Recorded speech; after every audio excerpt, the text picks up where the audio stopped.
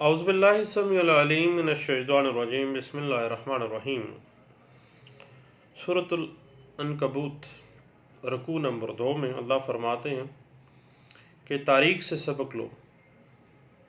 फिर कौम नूह और सैयदना इब्राहीम अलैहिस्सलाम का वाक़या बयान फरमाते हुए अल्लाह फरमाते हैं कि जिन्हें तुम अल्लाह के सिवा पूछते हो वो तुम्हारी रोज़ी के मालिक नहीं, अल्लाह ही रोज़ी रसां है, उसी की बंदगी करो, शुक्र अदा करो, वही तुम्हें दोबारा पैदा करेगा, वो हर शय पर कादिर है। वो अल्लाह जिसे चाहे दुख दे, जिस पर चाहे रहम करे, उस अल्लाह के सिवा कोई हमायती या मददगार नहीं। वाखिर दावाना अल्हम्दुलिल्लाहि रब्बिल आलमीन। हम doctrine of part performance section 53A transfer of property act 1882 की बात कर रहे थे। बात इस तरह से चली कि पार्ट परफॉर्मेंस हमेशा contract to transfer immovable property पे ही अप्लाई होगी, और पार्ट परफॉर्मेंस की दूसरी जो शर्त है वो फॉर कंसिडरेशन है, यानी इमूवेबल प्रॉपर्टी फॉर कंसिडरेशन हो और मुंतकली गैर मनकूला जायदाद का जो कंसिडरेशन है, मुआवजा है, हमेशा दुरुस्त और बेहतरीन बदल होना चाहिए। और सेक्शन 53A पार्ट परफॉर्मेंस का असूल जो वाज़ेह करता है, उसका ये बुनियाद यही है कि अगर मुआवजा बदल जो है वो नहीं है तो वो कॉन्ट्रैक्ट जो है या वो दस्तावेज़ इंतकाल जो है वो कतई सूरत section 53A transfer of property act 1882 के तहत पार्ट परफॉर्मेंस में फॉल नहीं करेगा। मसलन गिफ्ट्स जो हैं, गिफ्ट्स की बाबत अगर कोई मुआहदा हुआ है तो उसका पार्ट परफॉर्मेंस तो नहीं है।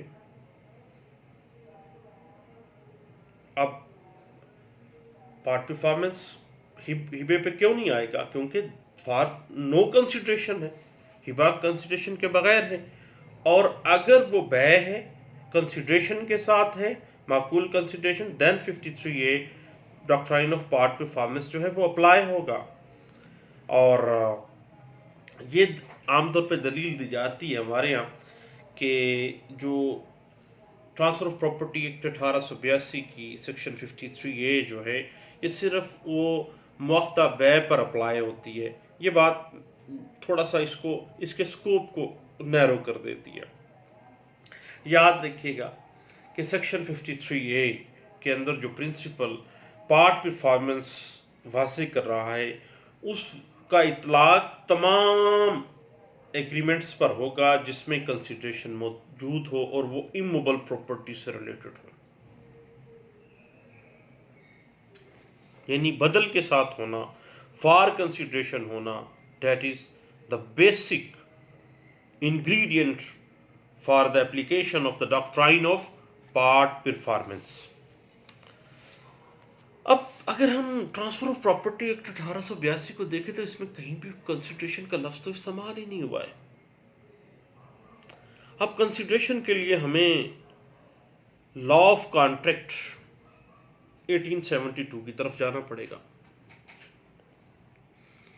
और अगर हम कॉन्ट्रैक्ट एक्ट 1872 की सेक्शन 2 को निकालते हैं,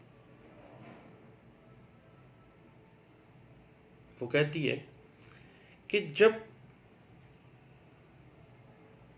प्रोमिसर की ख्वाहिश पर प्रॉमिसी या किसी दूसरे शख्स ने कोई फेल किया हो और ऐसा फेल विद कंसिडरेशन हो, यानी कुछ ना कुछ उसके बदल दिया जाए, तो वो बदले अहद कहलाता है। यानी उस कॉन्ट्रैक्ट या उस एग्रीमेंट का कुछ ना कुछ एग्रीमेंट जो है उसके बदल जो है उसके लौटा दिया गया, उसकी तरफ से दे दिया गया। अब जो भी मुआहदा इमूवेबल प्रॉपर्टी का है वो फॉर कंसिडरेशन होना चाहिए, और हर तरह के मुंतकली जायदाद के जो मुआहदात हैं अगर वो फॉर कंसिडरेशन है, उसमें माकूल कंसिडरेशन मौजूद है, देन वो सेक्शन 53A पार्ट परफॉर्मेंस पे फॉल करेगी, अदरवाइज नहीं होगा। अब अगर हम हक महर की बात करें तो क्या हक महर जो है वो कंसिडरेशन में आएगा तो नहीं आएगा?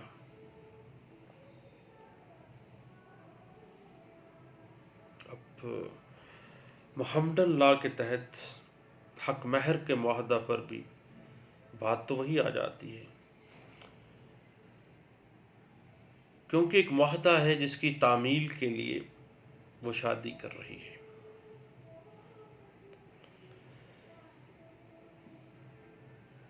और बदल क्या है? Bride is in possession and has married in performance of the contract of marriage. उसके बाद थोड़ा सा हम आगे चलें, इस बात की इंटरप्रिटेशन जो है ये 2019 तक इसकी हमें मिल जाएगी, और इसकी अगर हम बुनियाद में जाना चाहें तो all India reporter 1939 Allahabad high court का फैसला पेज 653 हमें इस बात के ऊपर इंटरप्रिटेशन दे देती है। इसके अलावा इसी बात को 2004 SCMR पेज 530 में और 2009 SCMR पेज 589 में भी डिस्कस किया गया है कि जिस भी कॉन्ट्रैक्ट की आप पार्ट परफॉर्मेंस की बात कर रहे हैं वो फॉर कंसिडरेशन होना चाहिए, फ्री का नहीं होना चाहिए, हिबा नहीं होना चाहिए। इमूवेबल प्रॉपर्टी फॉर कंसिडरेशन होनी चाहिए। उसके बाद जो तीसरी बात है that is the return contract, यानी इमूवेबल प्रॉपर्टी फॉर कंसिडरेशन, और जो कॉन्ट्रैक्ट होगा that should be in the return form.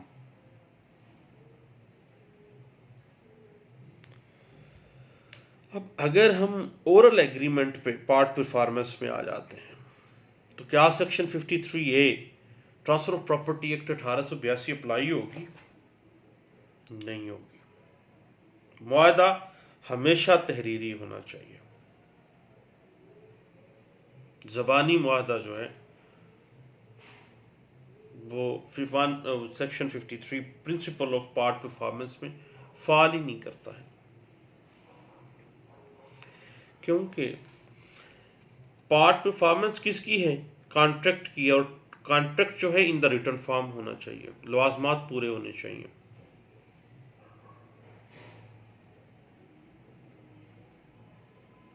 उसके बाद जो तहरीरी मुआहदा है that should be the signed agreement, यानी जिस मुआहदे की पार्ट परफॉर्मेंस की आप बात कर रहे हैं ना, वो ना सिर्फ तहरीरी होना चाहिए बल्कि मुआहदा करने वाले या उसके जो रिप्रेजेंटेटिव है उसकी तरफ से दस्तखत भी होने चाहिए, अदरवाइज उसकी 0/0 वैल्यू है।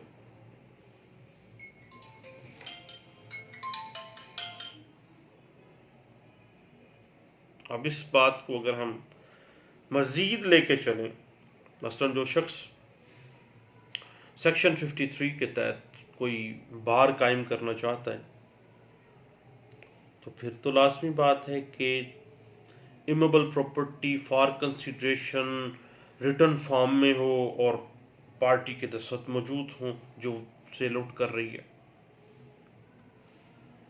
यानी आगे बात आ जाएगी कि ऑस्टेंसिबल ऑनर है या रियल ऑनर है, और जहां पर मुआहदा उस शख्स की तरफ से दस्तखतशुदा हो जिसका किया हुआ काम असल मालिक के लिए काबिल पाबंदी हो, यानी उसका मजाज नुमाइंदा हो, या वो खुद दस्तखत करे या वो उसका मजाज नुमाइंदा दस्तखत करे। इस बात की इंटरप्रिटेशन हमें PLD 1980 लाहौर हाईकोर्ट पेज 86 में हमें मिलती है। इस बात की मजीद अगर आप इंटरप्रिटेशन देखना चाहें तो हमें 2003 SCMR पेज 327 में इस बात की इंटरप्रिटेशन हमें मिल जाती है। और उसके बाद याद रखिएगा कि जो शरायते मुआहदा हैं वो असरटेन विद सर्टेनिटी यानी उनका तयन यकीनी होना चाहिए।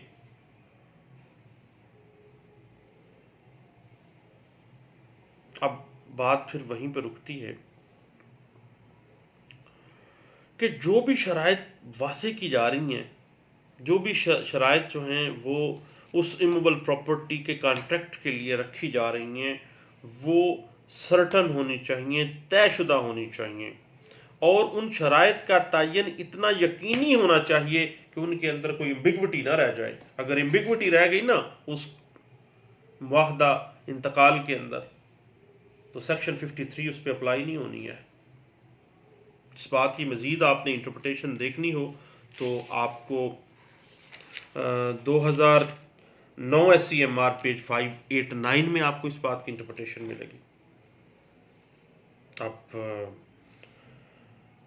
पार्ट परफॉर्मेंस के कंसेप्चुअल स्टडी के मुख्तलिफ आस्पेक्ट्स पे हम बात तो कर रहे हैं, लेकिन चूँकि थोड़ा सा खुश्क मामला है, इसको अगर हम एकदम से करेंगे तो फिर हमें समझ नहीं लगेगी। इसको छोटे छोटे सेगमेंट्स में हम करते हैं, वो मेरे लिए भी आसान होगा, चाय शाय पीता रहूँगा साथ साथ, और आपके लिए भी आसान होगा कि छोटे छोटे सीक्वेंट्स में जब दिल करे आप देखिएगा पार्ट वाइज।